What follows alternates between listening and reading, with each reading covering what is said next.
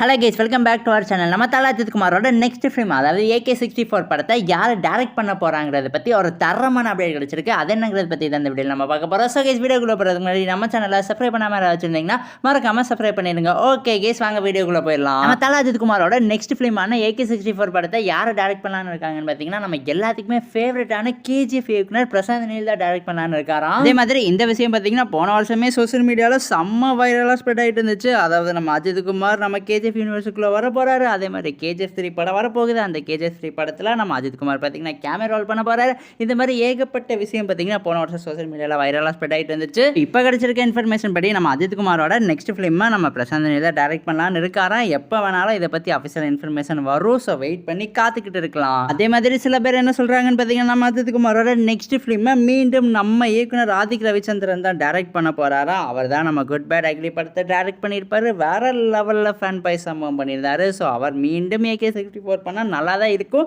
But in my opinion Prashanth Neel கூட நம்ம அஜித் குமார் பண்ணால் வேற லெவலில் இருக்கும். சரி, ஓகே, வெயிட் பண்ணி பார்க்கலாம். ஸோ கைஸ், உங்கள் ஒப்பீனியன் என்ன? நம்ம AK64 படத்தை அஜித் குமார் யார் கூட ஒர்க் பண்ணணும்? பிரசாந்த் நீலா இல்லைனா மீண்டும் ஆதிக் ரவிச்சந்திரன் கூடயா? இதை பற்றி உங்கள் கருத்து என்னவோ எங்ககிட்ட கமெண்ட் பாக்ஸில் மறக்காமல் ஷேர் பண்ணிடுங்க.